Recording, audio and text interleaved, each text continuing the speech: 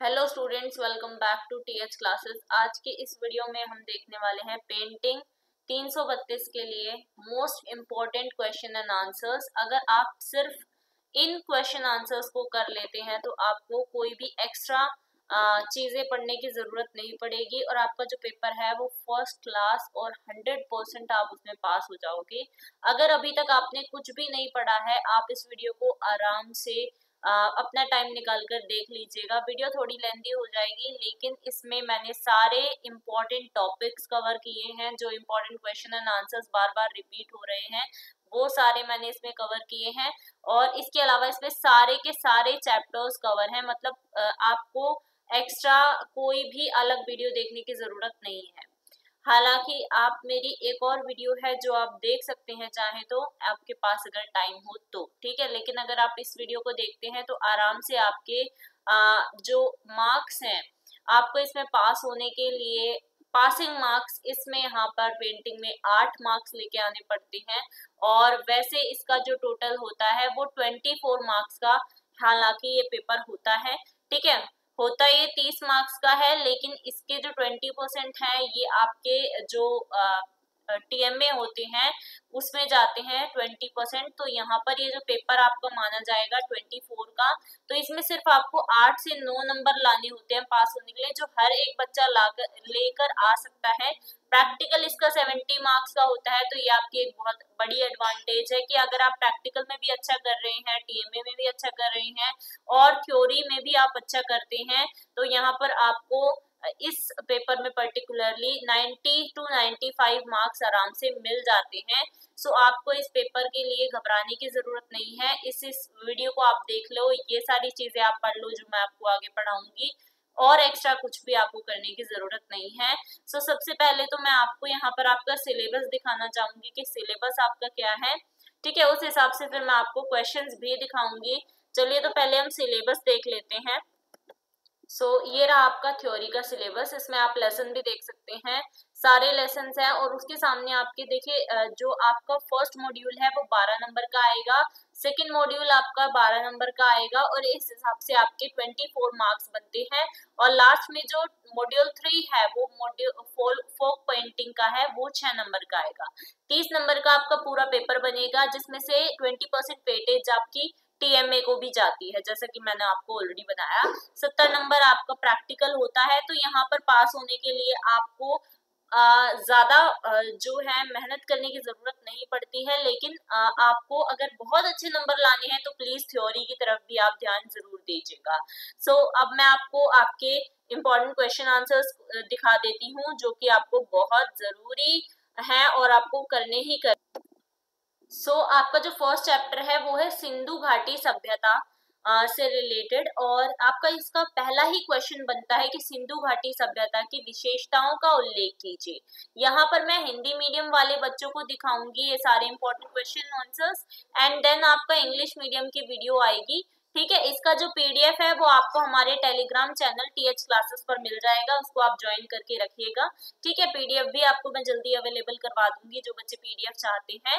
Hindi medium यहाँ पर दिखाऊंगी, इंग्लिश मीडियम के लिए आप जितने ज्यादा कमेंट करेंगे उतनी जल्दी आपकी वीडियो आएगी, ठीक है। अच्छा, तो फर्स्ट क्वेश्चन है सिंधु घाटी सभ्यता की विशेषताओं का उल्लेख कीजिए। तो सिंधु घाटी सभ्यता जो है, जिसको हम इंडस वैली सिविलाइजेशन के नाम से भी जानते हैं, ये भारत की एक अति प्राचीन सभ्यता है, जिसका पता उत्खनन मतलब खुदाई के बाद हमें पता चला सिंधु घाटी सभ्यता का स्वरूप नगरीय था।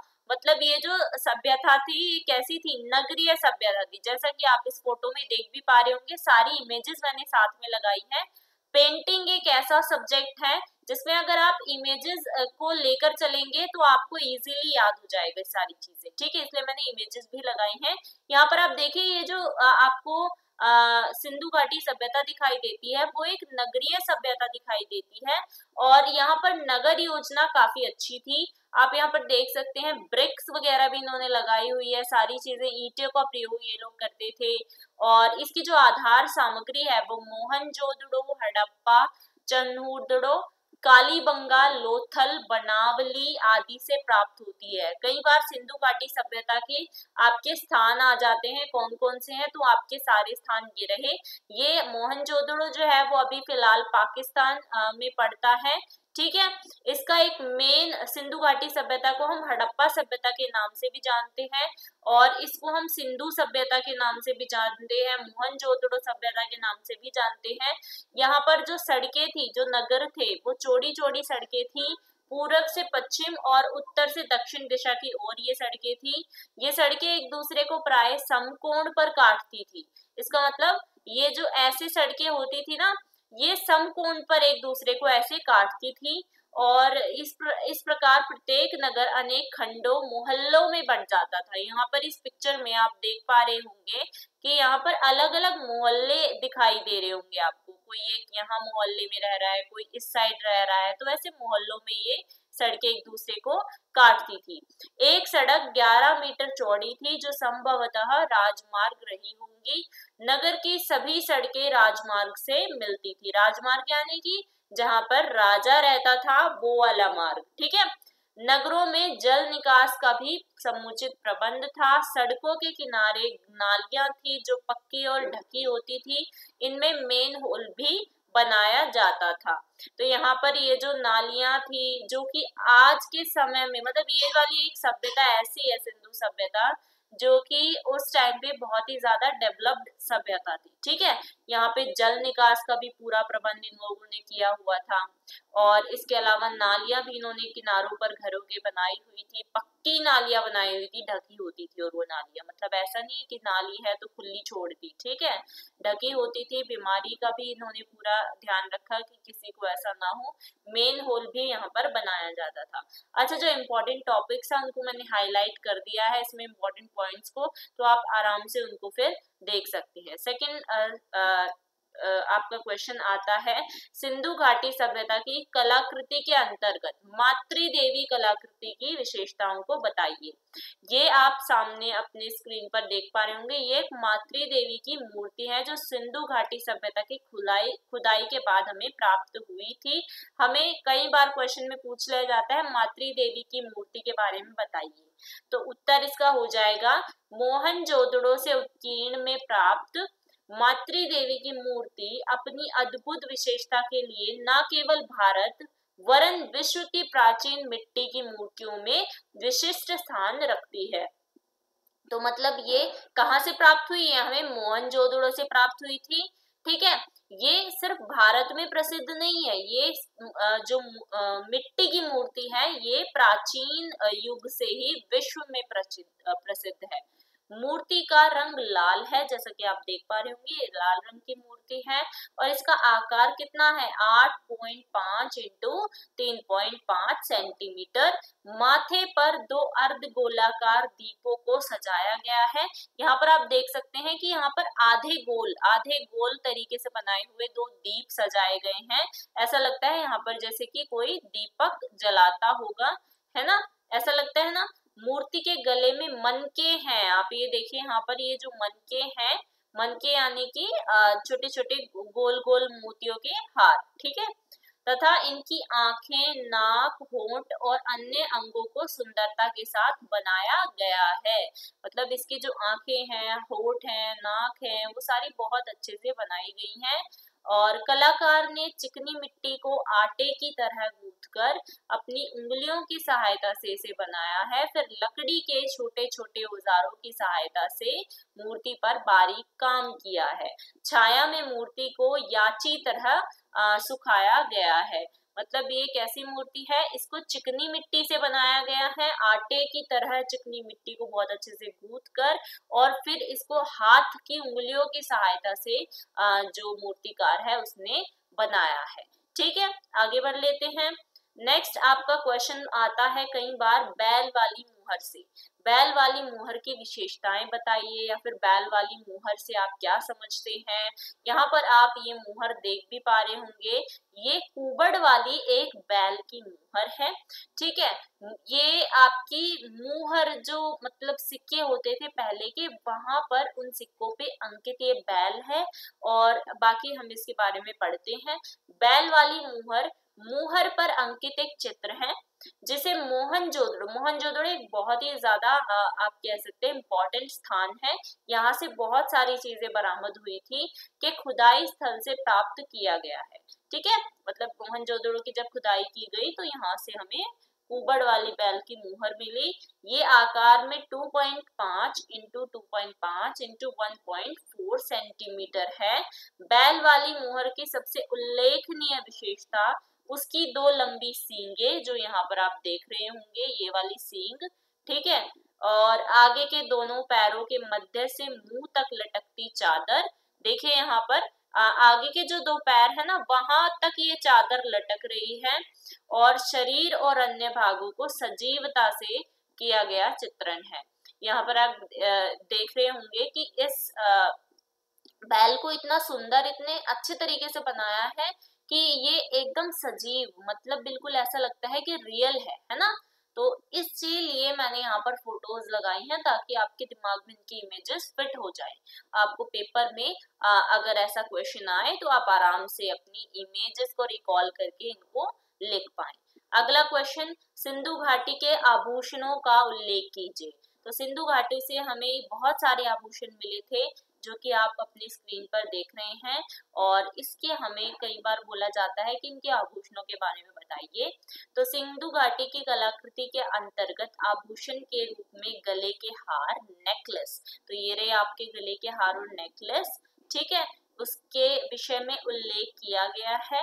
हार मोहनजोदड़ो से प्राप्त किया गया है तथा हार की बनावट है 30 बीज, 6 बड़े बेलनाकार बीज, 3 लॉकेट जो कि मजबूत डोरी में डाले गए हैं। हार हरे रंग के पत्थर से बना है। ये जो हार है ये हरे रंग के पत्थर से बना है।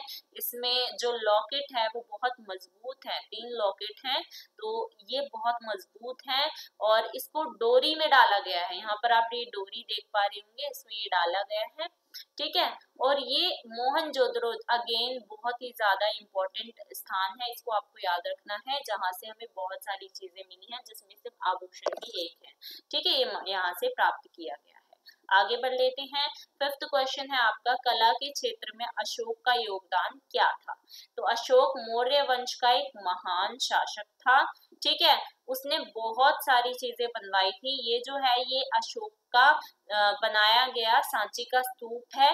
ठीक है, ये स्तूप अशोक ने बनवाया था। उसकी कला में बड़ी रुचि थी, यही कारण है कि उसने अपने समय में बहुत सारी कलात्मक निर्माण किए। अशोक ने अपने साम्राज्य में विभिन्न भागों में बहुत से स्तूपों का निर्माण करवाया, जैसे मैंने आपको बताया। बड़ी संख्या में स्तंभ बनवाए और उन पर पॉलिश भी कराई। स्तूप क्या होते हैं, इस तरीके से उनकी जो छत होती है वो इस तरीके से गोल होती है, वो एक जो है गोलाकार तरीके से बनाए हुए होते हैं। ठीक है, ये सारी चीजें अशोक ने बहुत ज्यादा बनवाई। इसके अलावा उसने सारनाथ का सिंह शीर्ष वाला स्तंभ विशेष रूप से सुंदर माना जाता है। ये जो सारनाथ का सिंह शीर्ष है, ये आप आगे क्वेश्चन में भी देखेंगे।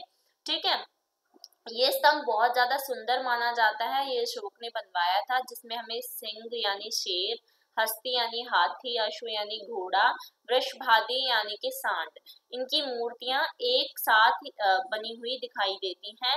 संभवतः कला के इस अद्भुत प्रदर्शन का श्रेय अशोक को ही जाता है। तो अशोक ने, आपका अगर क्वेश्चन आएगा तो आप लिखेंगे कि अशोक ने अलग अलग स्तूपों का निर्माण करवाया, उसने स्तंभ बनवाए, तो इस तरीके से उसने कला के क्षेत्र में अपना योगदान दिया। अगला क्वेश्चन है 6th, सारनाथ का सिंह शीर्ष पर एक संक्षिप्त आपको टिप्पणी लिखनी है। तो सारनाथ का सिंह शीर्ष, ये आप अपने नोटों पर भी देखते होंगे, आज के समय में आपकी बुक्स पर भी इसका जो है चित्र बना होता है। ये मौर्यकालीन शासक अशोक ने अनेक स्तंभों, स्तूपों इत्यादि का निर्माण कराया था, और उन्हीं में से एक स्तंभ जो है ये है सारनाथ का सिंह शीर्ष, ये सारनाथ में बनवाया गया था। उसके द्वारा निर्मित स्तंभों में सारनाथ का स्तंभ सबसे ज्यादा प्रशंसनीय है। क्यों है? क्योंकि इस स्तंभ को अशोक ने 3री शताब्दी ईसा पूर्व में सारनाथ के हिरण पार्क में मृगदवा में स्थापित किया था, जिसे 1905 ईस्वी में पुरातत्व सर्वेक्षण विभाग ने खोदकर निकाल लिया। इसमें आपको 4 शेर दिखाई देंगे, ये देखिए। इसके पीछे भी आपको शेर दिखाई देंगे, अगर आप चाहें तो गूगल पर इसकी फोटो निकाल कर देख सकते हैं। यहाँ पर आपको कुछ जो है अशोक शीर्ष दिखाई देंगे, अशोक चक्र जिनको हम बोलते हैं, जो आपको आपके तिरंगे में भी दिखता है, जिसमें 32 तिल्लियां होती हैं, ठीक है। और यहाँ पर आप जो है अलग अलग फोटो, जैसे कि इस साइड देखेंगे तो आपको शेर दिखाई देगा, इस साइड देखेंगे तो हाथी, यहाँ पर आपको बैल की दिखाई दे रही है। तो ऐसे इन्होंने बनवाया था। आगे बढ़ लेते हैं। इस स्तंभ शीर्ष के फलक पर 4 सजीव सिंह पीठ सताए हुए चारों दिशाओं की ओर मुंह किए बैठे हैं। जैसा कि मैंने आपको बताया, यहाँ पर जो है ये एक दूसरे से पीठ करके, यहाँ पर ये जो शेर है ये दूसरे से पीठ करके बैठा है, वैसे ही उस साइड भी आपका शेर जो है वो पीठ करके बैठा हुआ है। और सिंहों के मस्तक पर महाचक्र स्थापित था, जिसमें मूलतः 32 तिल्लियां थी। तो यहाँ पर सिंहों के जो चक्र हैं सर पर, यहाँ पर क्या था, 32 तिल्लियों वाली महाचक्र स्थापित था। यह शक्ति के ऊपर धर्म की विजय का प्रतीक है। तो शक्ति के ऊपर हमेशा धर्म की विजय होती है, ये अशोक दिखाना चाहते थे। इसी पर पशुओं, जैसा कि मैंने बताया, हाथी का, घोड़े का, बैल का और शेर का आकृतियां जो है उत्कीर्ण है। अगला क्वेश्चन देख लेते हैं। 7th क्वेश्चन है, अजंता की गुफाओं का संक्षिप्त वर्णन दीजिए। तो अजंता जो है वो महाराष्ट्र में स्थित, महाराष्ट्र जो है आपका, उसमें स्थित औरंगाबाद से 63 मील दूर, हमें जलगांव से 34 मील दूरी पर अजंता जो है एक जगह है, और वहां पर हमें कई गुफाएं मिलती हैं। इन गुफाओं में भित्ति चित्र हमें मिलते हैं। भित्ति चित्र यानी कि भीत पर, दीवार पर बनाए गए चित्र मिलते हैं। और इन गुफाओं की संख्या 29 है, मतलब 29 गुफाएं हैं यहाँ पर। ये गुफाएं जो है वो बड़े बड़े पर्वतों को काटकर 1 मील की अर्धाकार परिधि में निर्मित हैं, ठीक है। जैसा कि आप यहाँ पर देख पा रहे होंगे, ये इस तरीके की गुफाएं हैं, बहुत सुंदर। और इस पर यहाँ पर ऐसे ऐसे चित्र देखने को मिलते हैं, मूर्तियां इस तरीके से कुरेद कर बनाई गई हैं दीवारों पर। इसमें सबसे ज्यादा चैत्य और विहार, ये 2 प्रकार की गुफाएं हैं जो प्रसिद्ध हैं, ठीक है। सबसे विशाल चैत्य गुफा संख्या 19 है। चैत्य गुफा संख्या 19 सबसे बड़ी जो है यहाँ पर गुफा है। किंतु सबसे सर्वश्रेष्ठ यानी कि सबसे अच्छी गुफा वो संख्या 2 को मानी जाती है, गुफा संख्या 2, ठीक है। अजंता की चित्रकारी में विशेष तकनीक का प्रयोग किया जाता था। दीवार को यथाशक्ति समतल करके, पहले इन दीवारों को बिल्कुल प्लेन करके फिर उसके ऊपर क्या, पत्थर में चूर्ण, गोबर, तर्श, मिट्टी को मिलाकर उसका पलस्तर किया जाता था। पहले हमने दीवारों को समतल किया, फिर इसमें पत्थरों में ये सारी चीजें मिलाई, जैसे चून, गोबर, तर्श, मिट्टी, फिर इस पे पलस्तर किया, फिर जाकर आपको यहाँ पर इन्होंने चित्र बनाने स्टार्ट किए थे। अगला क्वेश्चन है, अजंता की चित्रकला की विशेषताओं का वर्णन कीजिए। तो ये इनकी क्या क्या विशेषताएं थी। सबसे पहले तो अजंता की जो चित्रकला थी वो भित्ति चित्रकला थी, यानी कि दीवार पर बनाई गई चित्रकलाएं थी। इस चित्रकला की कुछ विशेषताएं हैं। क्या क्या विशेषताएं हैं? सबसे पहली विशेषता तो ये है कि ये हमेशा भाव पक्ष दिखाती हैं। यहाँ के चित्रकारों के चित्रों की प्रस्तुति में विभिन्न समय में अनेक कलाकारों ने योगदान दिया था, लेकिन वे सभी भाव लिखने में सिद्धहस्त कलाकार थे। यहाँ पर जो चित्रकारी दिखाई देती है वो हमें भाव दिखाती है, यानी फीलिंग्स को दिखाती है इसकी चित्रकला। मानव शरीर के सभी अंग भावमयी भाषा में लिखे गए हैं। जो मानव शरीर है उसके सभी अंगों को भी बहुत अच्छे से भावमयी तरीके से दिखाया है। अजंता के चित्र स्पष्ट भाषा में लिए गए हैं। नारी आकृतियों की मनोरम प्रस्तुति देखते ही बनती है, मतलब जो नारी आकृतियां हैं वो बहुत सुंदर बनाई गई है यहाँ पर, ठीक है। हाथों की मुद्रा, बैठना, खड़े होने का ढंग, ये सभी चीजें भी बहुत अच्छे से यहाँ पर दिखाई गई हैं। ये चित्र जहाँ एक और लालित्यपूर्ण और मोहक प्रभाव की सृष्टि की गई है, वहीं दूसरे प्रकार के चित्र भयावह विभत्स भाव व्यक्त करते हैं। मतलब यहाँ पे चित्र जो है वो वैरायटी दिखाते हैं। लालित्यपूर्ण यानी जो बहुत बिल्कुल आप कह सकते हैं शांति वाले चित्र भी यहाँ पर आपको देखने के मिलेंगे, जो मोहक होते हैं, आपको मोह लेते हैं। और बहुत डरावने चित्र यानी भयावह चित्र, विभत्स चित्र, जिसमें ऐसा लगे कि चित्र बनाने वाले ने अपना सारा गुस्सा उजागर कर दिया है, वो चित्र भी यहाँ पर देखने को मिलते हैं। अगला क्वेश्चन, प्राचीन भारत में मंदिरों के निर्माण की विभिन्न शैलियों का उल्लेख करें। तो प्राचीन भारत की मंदिर निर्माण शैली कैसी थी? पूर्व मध्यकालीन शिल्प शास्त्रों में मंदिर स्थापत्य की 3 बड़ी शैलियां थी। सबसे पहली नागर शैली, जो इस तरीके के मंदिर होते थे। द्रविड़ शैली, जो ये मंदिर होते थे, ठीक है, ऐसी। और फिर आई वैशर शैली, तो ये मंदिर वैशर शैली का उदाहरण है। ठीक है, इस चित्र को आप ध्यान से देख सकते हैं कि कैसे कैसे थे। आगे बढ़ते हैं।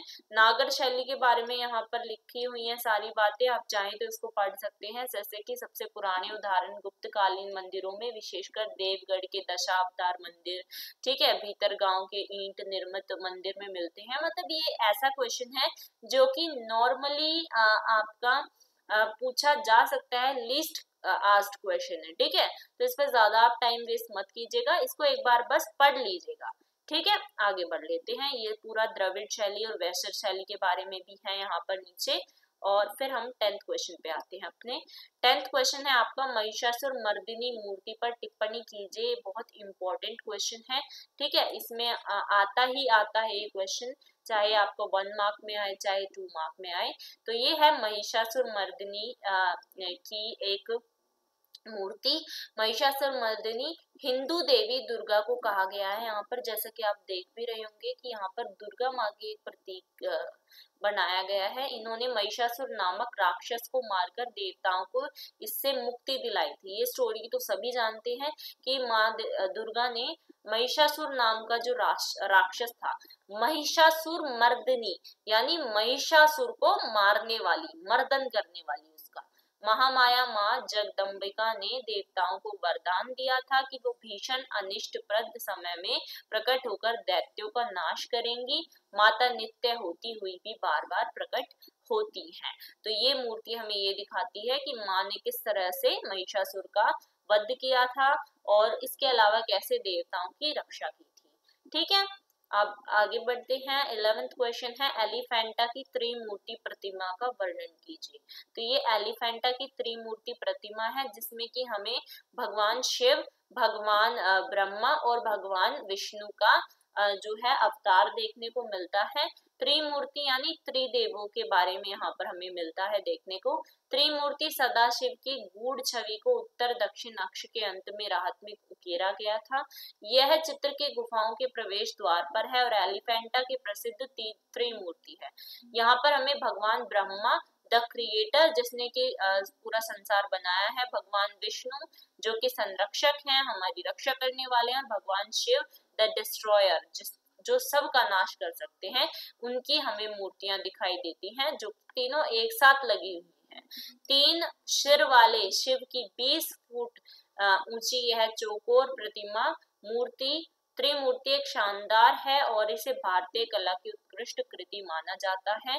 ठीक है, मतलब बहुत सुंदर है, ये दिखने में बहुत अच्छी लगती है और ये उत्कृष्ट कृति माना जाता है इसको। यह विशाल छवि पंचमुखी शिव का प्रतिनिधित्व करती है जिनमें से केवल 3 चेहरे दीवार में उकेरे गए हैं और यह उत्तरी प्रवेश द्वार से मंदिर में प्रवेश करने पर तत्काल ध्यान देने की मांग करता है। मतलब ये जो एलिफेंटा की मूर्ति है, जैसे ही आप मंदिर में प्रवेश करेंगे वहां पर ये सबसे आगे लगी हुई है उत्तर में, और ये मूर्ति आपको अपनी तरफ खींचती है देखने के लिए, ध्यान देने के लिए इस पर। ठीक है, अगला क्वेश्चन है, खजुराहो का कांडेर्य महादेव मंदिर क्यों प्रसिद्ध है? तो ये खजुराहो का कांडेर्य महादेव मंदिर है। खजुराहो के मंदिरों में सबसे विशाल कंदरिया महादेव मंदिर, इसको कांडेर्य और कंदरिया महादेव दोनों ही बोला जाता है, ये शिव मंदिर है। मंदिर का निर्माण कार्य 1910 सन ईस्वी में राजा धंगदेव चंदेल ने करवाया था। ठीक है, और इसकी ऊंचाई इसकी लंबाई 102 इंच, चौड़ाई 66 इंच और ऊंचाई 101 इंच है। और स्थानीय मत के अनुसार इसका कंदरिया नामांकरण भगवान शिव के एक नाम कंदर्पी के अनुसार हुआ है। मतलब ये भगवान शिव का मंदिर है, ठीक है, और इसका नाम जो पड़ा वो कंदर्पी, भगवान शिव को कंदर्पी नाम से भी जाना जाता है, उसके नाम पे इसका नाम रखा गया कांडेर्य महादेव मंदिर। इसी कंदर्पी से कंदर्पी शब्द का विकास हुआ जो कालांतर में कंदरिया में परिवर्तित हो गया, ठीक है। कंदर्पी से कंडरपी बना और फिर आज के समय पे इसे कांदरिया या कांडेर्य के नाम से जाना जाता है। अगला क्वेश्चन देख लेते हैं। अगला क्वेश्चन है आपका 13th, श्रम की विजय किस प्रतीक के रूप में दर्शाई गई है? तो श्रम की विजय ये एक मूर्ति है, ठीक है, जिसे श्रम की प्रतिमा के रूप में भी जाना जाता है। ये कहाँ पर है? चेन्नई में मरीना बीच पर। भारत में ये एक मूर्ति ऐसी है जो कि श्रम की प्रतिमा, यानी श्रम का मतलब क्या होता है? मेहनत, ठीक है, मेहनत मजदूरी। तो ये एक मेहनत मजदूरी की प्रतिमा है। मद्रास विश्वविद्यालय के सामने अन्ना स्क्वायर में समुद्र तट के उत्तरी छोर पर स्थित यह चेन्नई का एक महत्वपूर्ण स्थल है। यहाँ पर लोग इसको दूर दूर से देखने आते हैं। मूर्ति 4 पुरुषों को एक चट्टान को हिलाने के लिए मेहनत करते हुए दिखाती है, जो मजदूर वर्ग की कड़ी मेहनत को दर्शाती है। यहाँ पर एक चट्टान आप देख सकते हैं जिसमें 4 पुरुष लगे हुए हैं इसको हिलाने के लिए, और ये मजदूरों के किस तरीके से मजदूर जो है अपनी पूरी मेहनत से काम करते हैं, लगन से काम करते हैं, वो दिखाती है मूर्ति। इसे देवी प्रसाद राय चौधरी ने तराशा था। तो इसे किसने बनाया था? प्रसाद राय चौधरी ने। ये मूर्ति समुद्र तट पर सबसे पहले स्थापित की गई थी, और ये जो मूर्ति है ये समुद्र तट पर बनाई गई मूर्ति है, ठीक है। अगला क्वेश्चन है आपका इम्पोर्टेंट क्वेश्चन है, मोस्ट इम्पोर्टेंट आप इसे कह सकते हैं। नटराज की मूर्ति की विशेषताओं का उल्लेख कीजिए। तो ये जो नटराज की मूर्ति है इसके बारे में हमसे पूछा गया है। नटराज शिव की प्रसिद्ध प्राचीन मूर्ति की 4 भुजाएं हैं। ये जो है ये शिव की मूर्ति है, ठीक है, और इसमें आप देख सकते हैं 4 भुजाएं, ठीक, एक ये रही, एक ये रही और एक ये रही। और इसमें क्या बताया गया है? इनके चारों ओर अग्नि के घेरे हैं। यहाँ पर आप देख सकते हैं चारों ओर अग्नि के घेरे हैं, और उनका एक पांव से उन्होंने एक बोने अकस्मा को दबा रखा है। इन्होंने यहाँ पर एक पांव से बोने अकस्मा को दबा रखा है, और दूसरा पांव नृत्य मुद्रा में ऊपर की ओर उठा हुआ है, ठीक है। एक पांव यहाँ पर उठा हुआ है, नीचे से उन्होंने अकस्मा को दबा रखा है। उन्होंने अपने पहले दाहिने हाथ में जो कि ऊपर की ओर उठा हुआ है, जो ऊपर की ओर उठा हुआ हाथ है इसमें इन्होंने डमरू पकड़ा हुआ है, और डमरू की आवाज सृजन का प्रतीक है। सृजन यानी सबको मिलाने का प्रतीक है। अगला क्वेश्चन है गोल गुंबद के निर्माण में किन सामग्रियों को प्रयोग किया गया था? उनका निर्माण और अवधि बतानी है। तो ये गोल गुंबद है, ठीक है, इसको गोल गुंबज के नाम से भी जाना जाता है। ये बीजापुर जिले में स्थित है, कर्नाटक के, ठीक है। गोल गुंबद का निर्माण बीजापुर के अंतिम शासक मोहम्मद आदिल शाह ने बनवाया था इसे, और ये इंडो इस्लामिक शैली पर निर्मित गुंबद विश्व की गुंबदों में सबसे विशाल है। तो ये सबसे विशाल गुंबद है। गुंबद के चारों कोनों पर 8 भुजा वाली 4 मीनार है। यहाँ पर आप देख सकते हैं, तो यहाँ पर 8 भुजा वाली, एक इस साइड, एक इस साइड, एक इस साइड और एक इस साइड 4 मीनार दिखाई गई हैं जो कि 8 भुजा वाली हैं। 1 2 3 4 5 6 7 8, ठीक है। तो इस तरीके से है ये। और भवन के अंदर देखिए इसमें 7-7 मंजिलें हैं। भवन के अंदर का क्षेत्रफल 1600 वर्ग मीटर का है। निर्माण सामग्रियों में पक्की ईंटों का प्रयोग किया था। हमसे क्वेश्चन पूछा गया था निर्माण सामग्रियों में क्या था, तो पक्की ईंटों का यहाँ पर प्रयोग किया गया था। इसका निर्माण 17वीं शताब्दी में हुआ था। गुंबद के अंदर जो है 2 कब्रें भी हैं। इसको आदिल शाह का मकबरा भी कहा जाता है। तो इसको आदिल शाह ने बनवाया था और इसको इसका मकबरा भी कहा जाता है। अगला क्वेश्चन देख लेते हैं, इंडो इस्लामिक वास्तुकला की मुख्य विशेषताओं का वर्णन कीजिए। तो उत्तर है इंडो स्थापत्य कला में भारतीय और ईरानी शैलियों के मिश्रण के प्रमाण मिलते हैं। तो इंडो इस्लामिक वास्तुकला जो है उसमें हमें भारतीय, इंडो यानी भारत, इस्लामिक यानी कि ईरान, ठीक है, इनकी शैलियों का मिक्सचर मिलता है। शहतीरी शिल्पकला और मेहराबी गुंबद कला का सुंदर समन्वय स्थापत्य कला की मुख्य विशेषता है। अतः इंडो इस्लामिक स्थापत्य कला में धार्मिक और धर्मनिरपेक्ष पहलू शामिल है। गुंबद और मेहराब की संरचना ने विशाल सभा भवन के निर्माण को सहज बना दिया। इसका मतलब क्या है? इसका मतलब ये है कि इसमें हमें गुंबद भी देखने को मिलते हैं, ठीक है, और मेहराब की संरचना भी इसमें देखने को मिलती है। मतलब इंडिया और ईरान, उनकी शैली को मिलाकर जो बनता है वो है इंडो इस्लामिक स्थापत्य कला, ठीक है। अगला क्वेश्चन आता है कुतुब मीनार से रिलेटेड, तो ये बहुत इंपॉर्टेंट क्वेश्चन है। क्वेश्चन है आपका, कुतुब मीनार की विशेषताओं का उल्लेख करना है। तो कुतुब मीनार जो था वो पहले 7 मंजिला था, मतलब इसमें 7 मंजिल थी, लेकिन अब सिर्फ और सिर्फ 4 मंजिल रह गई है। तो यहाँ पर आप देख भी सकते हैं, पहली, दूसरी, तीसरी और चौथी। पहले ये 7 मंजिल का हुआ करता था, ये बात आपको ध्यान रखनी है।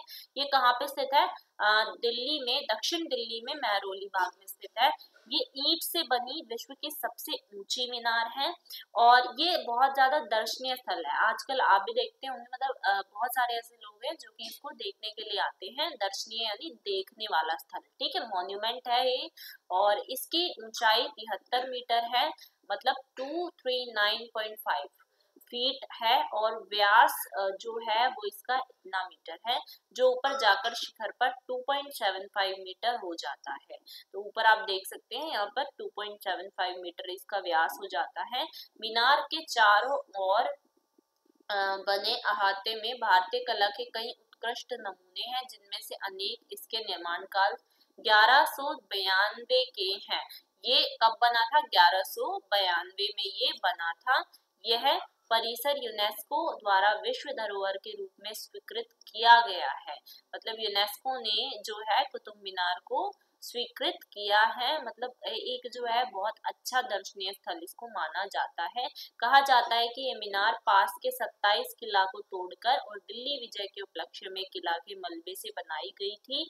27 किलों को तोड़ के ये जो मीनार है ये बनाई गई थी उसके मलबे से, और इसका प्रमाण मीनार के अंदर कुतुब के चित्र में मिलता है। अच्छा, इसका निर्माण किसने करवाया था? इसका निर्माण करवाया था कुतुबुद्दीन ऐबक ने, ठीक है, कुतुबुद्दीन ऐबक ने इसका निर्माण करवाया था। अगर क्वेश्चन में बाय चांस आपसे पूछ लिया जाता है तो आपको इस तरीके से लिखना है।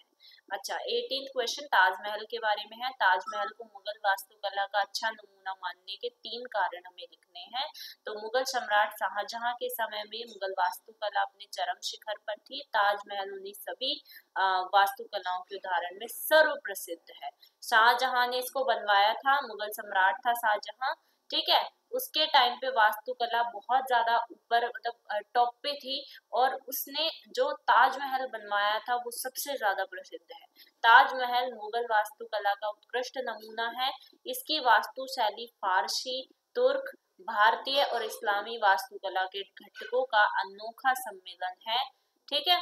इसके जो पॉइंट्स है, विशेषता है, भवन में बने दोहरे परत के गुंबद, मीनारों, मेहराब और बालकनी इत्यादि पक्ष शयन वास्तुकला शैली की है। इसमें जो गुंबद है, मीनार है, मेहराब है और बालकनी है, ये पक्ष शयन वास्तुकला की है, जैसा कि आप यहाँ पर देख भी पा रहे होंगे, ठीक है।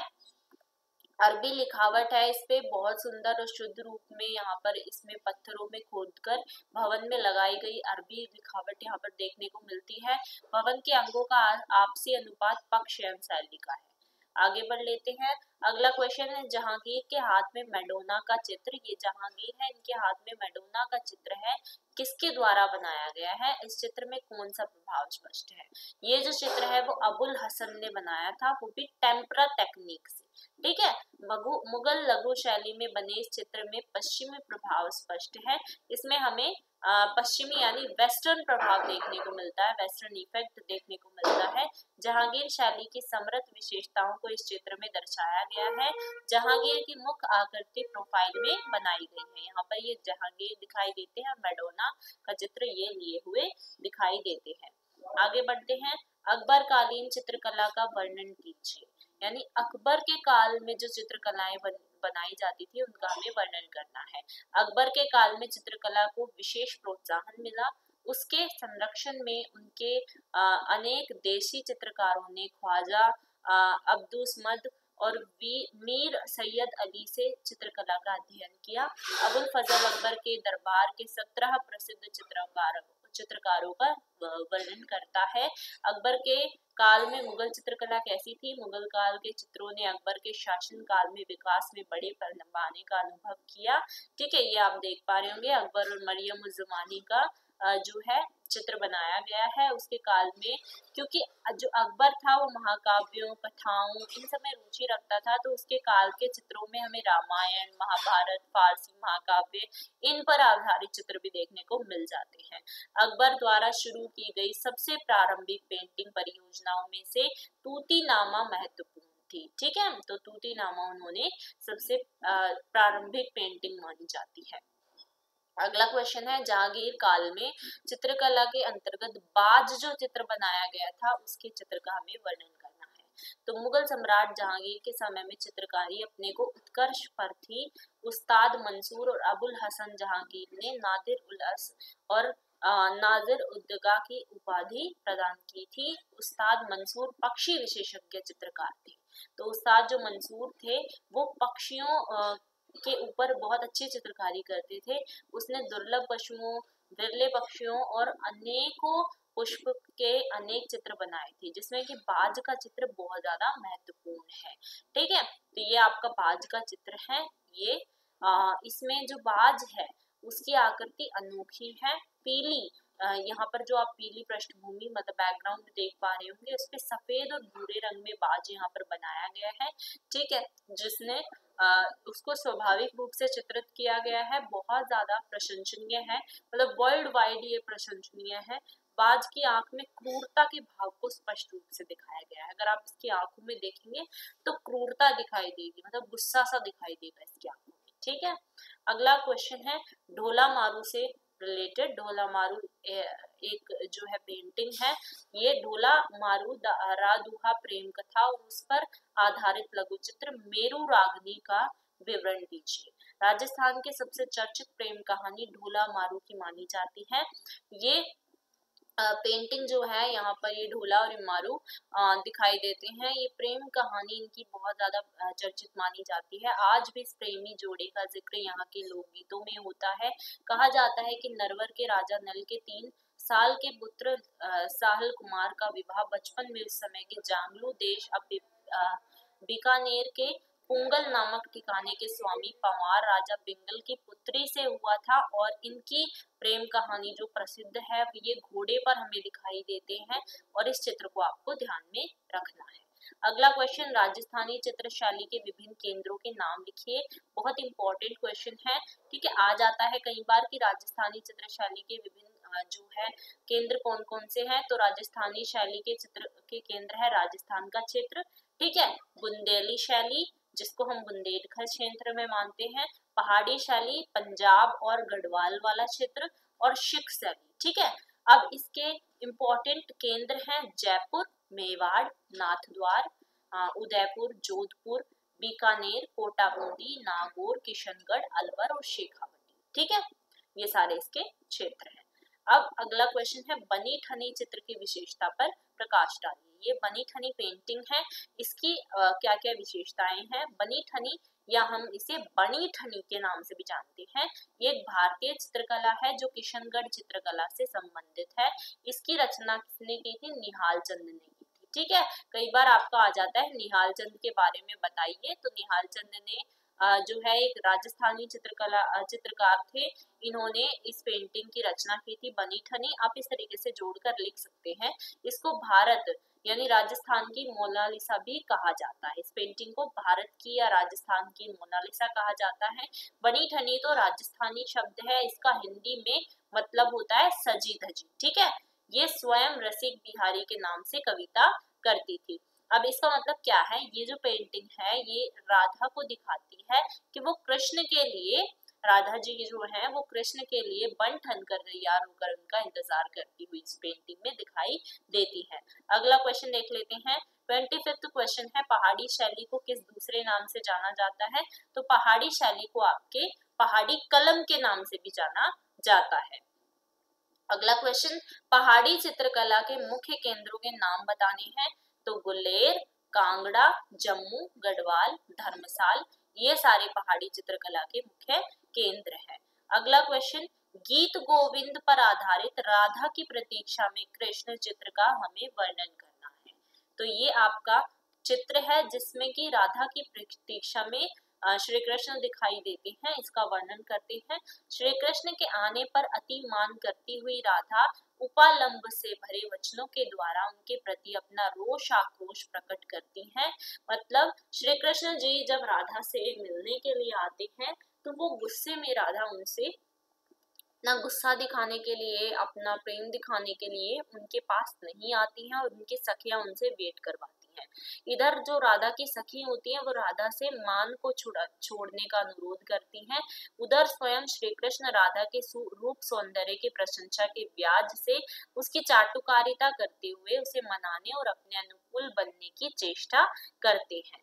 यहाँ पर क्या हो रहा है कि श्री कृष्ण जी जो हैं वो राधा की प्रशंसा कर रहे हैं, उसके रूप के प्रशंसा कर रहे हैं कि वो बहुत सुंदर है और इस तरीके से उसकी चाटुकारिता कर रहे हैं, ठीक है, बड़ाई कर रहे हैं। लेकिन राधा गुस्से में है और राधा वो उनसे मिलना नहीं चाहती है।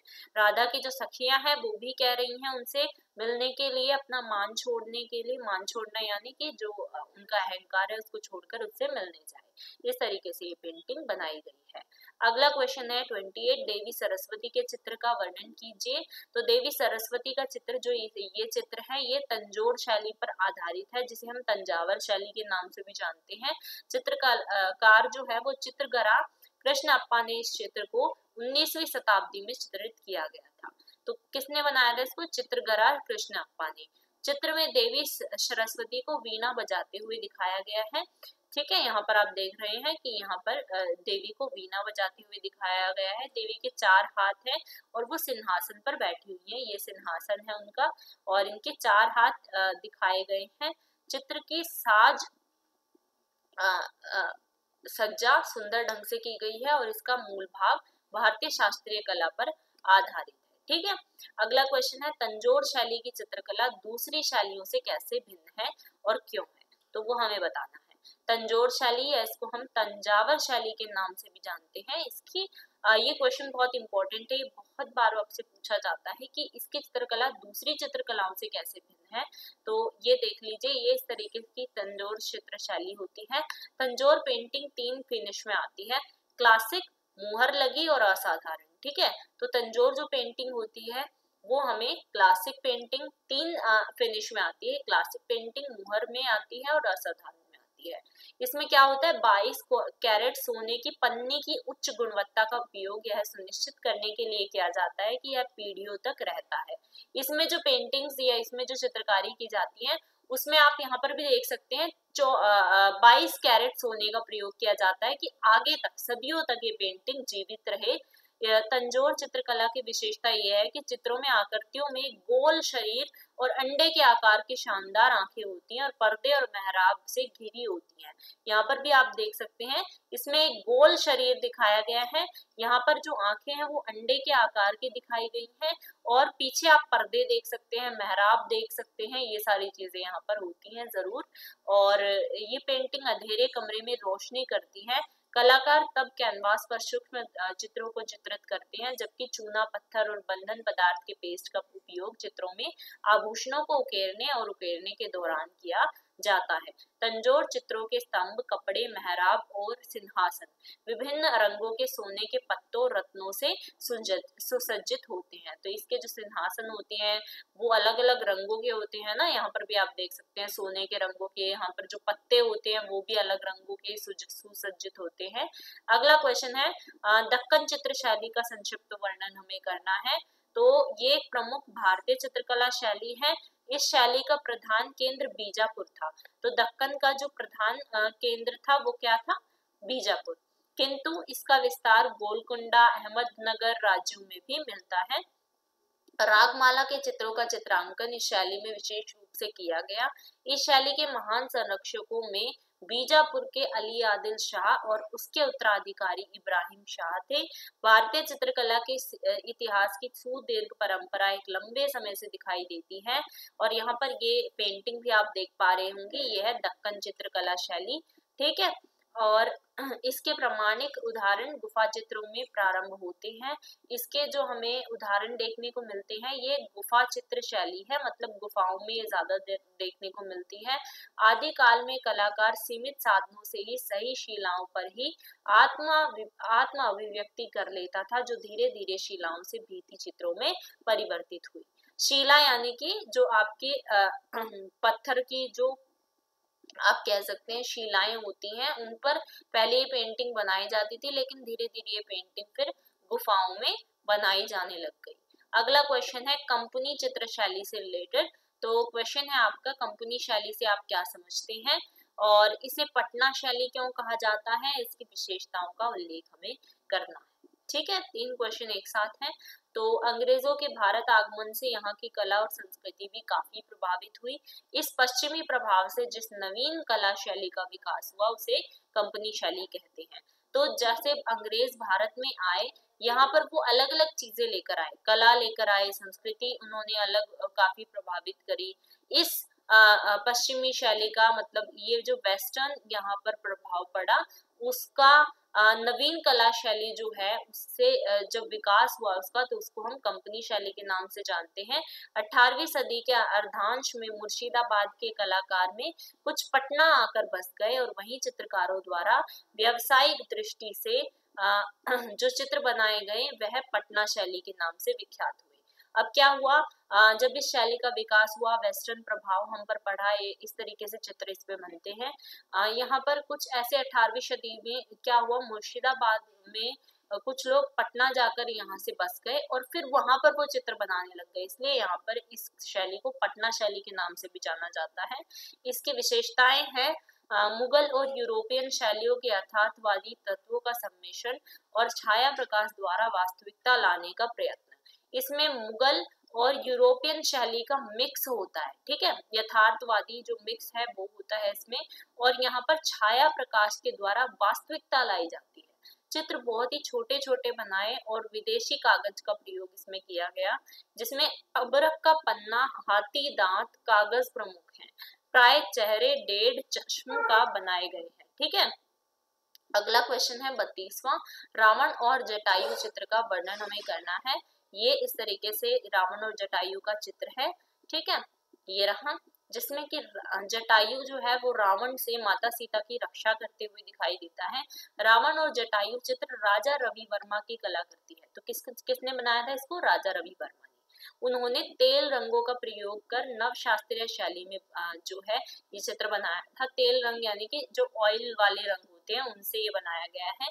उन्होंने दृश्य चित्र और व्यक्ति चित्र दोनों प्रकार की रचना की, जिन्हें लोगों ने बहुत सराहा। रावण और जटायु रामायण की कथा का एक अंश है। तैल रंग द्वारा बनाया गया इस चित्र में जटायु को रावण के हाथ से सीता को बचाने के प्रयास को दर्शाया गया है। यहाँ पर आप देख सकते हैं जो जटायु है वो यहाँ पर माता सीता की रावण से रक्षा करते हुए दिखाई दे रहा है, हालांकि रावण उसका एक पंख काट देता है। चित्र के संयोजन में पश्चिमी प्रभाव बहुत ही स्पष्ट है। इसमें गतिशीलता की प्रमुखता दिखाई देती है। रवि वर्मा के इस प्रकार के अन्य लोकप्रिय चित्र है हरिश्चंद्र, भीष्म की प्रतिज्ञा, हंस, दमयंती इत्यादि। मतलब ऐसे ही चित्र उन्होंने और भी बनाए हैं जिसमें हरिश्चंद्र, भीष्म की प्रतिज्ञा, हंस, दमयंती ये भी है, ठीक है। अगला क्वेश्चन है अमृता शेरगिल से रिलेटेड। तो अमृता शेरगिल के विषय में हमें लेख लिखना है कि वो कौन थी और कैसे उनका कैसे चित्रकारी में नाम आया। यह अमृता शेरगिल का चित्र है। अमृता शेरगिल भारत के प्रसिद्ध चित्रकारों में से एक थी। उनका जन्म बुडापेस्ट हंगरी में हुआ था। कला, संगीत और अभिनय बचपन से ही उनके साथी बन गए। तो ये जो है अमृता शेरगिल, ये भारत के प्रसिद्ध चित्रकारों में से एक है। और इनका जो जन्म है हालांकि यहाँ भारत में नहीं हुआ, बुडापेस्ट हंगरी में इनका जन्म हुआ था। इन्होंने कला के क्षेत्र में, संगीत के क्षेत्र में, अभिनय यानी एक्टिंग के क्षेत्र में ही बचपन से काम किया। 20वीं शताब्दी के इस प्रतिभावान कलाकार को भारतीय पुरातात्विक सर्वेक्षण ने और भारत के 9 सर्वश्रेष्ठ कलाकारों में शामिल किया गया है। इनको भारतीय पुरातात्विक सर्वेक्षण में भी शामिल किया गया और इसके अलावा भारत के जो 9 सर्वश्रेष्ठ कलाकार हैं उनमें से एक अमृता शेरगिल भी है। ठीक है, अगला क्वेश्चन देख लेते हैं। अगला क्वेश्चन है अविंद्रनाथ टैगोर पर एक लेख लिखिए। तो अविंद्रनाथ टैगोर या अवनिंद्रनाथ टैगोर भारत के बंगाल प्रदेश में जन्मे चित्रकार हैं। ये रविंद्रनाथ टैगोर के भाई हैं। ठीक है, 20वीं शताब्दी की शुरुआत में बंगाल स्कूल का विचार अविंद्रनाथ टैगोर के कार्यों के साथ आया था। ठीक, मतलब ये बंगाल में जन्मे थे और ये भी चित्रकारी करते हैं। उनकी अरब रात की श्रृंखला ने वैश्विक स्तर पर एक निशान बनाया, क्योंकि ये भारतीय चित्रकला के पिछले स्कूलों से अलग हो गया और कुछ नया लाया। उन्होंने भारत कला में स्वदेशी मूल्यों को शामिल करने की कोशिश की और कलाकारों के बीच पश्चिमी कला शैली के प्रभाव को कम करने की कोशिश की। मतलब कलाकारों के बीच जो पश्चिमी प्रभाव था, वेस्टर्न प्रभाव था, उसको इन्होंने कम करने की कोशिश की और जो भारतीय कला थी उसको उभारा। वे अपने चित्रकला भारत माता और विभिन्न मुगल थीम वाली पेंटिंग्स के लिए जाने जाते हैं। इन्होंने भारत माता एक पेंटिंग बनाई थी जो बहुत प्रसिद्ध हुई। ठीक है, इसके अलावा इन्होंने मुगल थीम की पेंटिंग बनाई जिसके लिए जाने जाते हैं। Abanindranath Tagore Indian society of oriental art के मुख्य चित्रकार और संस्थापक थे। भारतीय कला में स्वदेशी मूल्यों के वे पहले सबसे बड़े समर्थक थे। ठीक है, आई होप आपको क्लियर है। अगला क्वेश्चन, कलमकारी के मुख्य केंद्रों का नाम बताइए। तो ये कलमकारी की पेंटिंग होती है जो कि कपड़ों पे की जाती है। कलमकारी पेंटिंग आंध्र प्रदेश में सबसे ज्यादा की जाती है, प्रसिद्ध है। वहां उसके 2 प्रमुख केंद्र हैं, मुसल्लीपट्टनम और श्रीकालाहस्ती। ये चित्रकला वस्त्रों पर की जाती है। जीवन वृक्ष चित्र कलमकारी शैली का एक उत्तम उदाहरण है। इसमें आपको मोर, ठीक है, और इसके अलावा आपको इसमें शाखाएं, प्रशाखाएं, पत्तियां, ये सब ज्यादा देखने को मिलती है। चिड़िया वगैरह देखने को मिलती है। पारंपरिक भारतीय नक्काशी की रूपरेखा के द्वारा यह चित्र कपड़ों पर पर्दे के लिए बनाया गया हुआ है।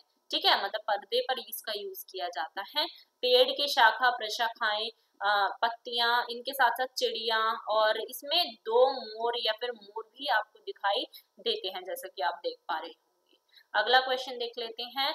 लास्ट क्वेश्चन है आपका, कालीघाट पेंटिंग से आप क्या समझते हैं। ठीक है, तो कालीघाट पेंटिंग या कालीघाट चित्रकला का उद्गम लगभग 19वीं सदी में कोलकाता के कालीघाट मंदिर में हुआ माना जाता है।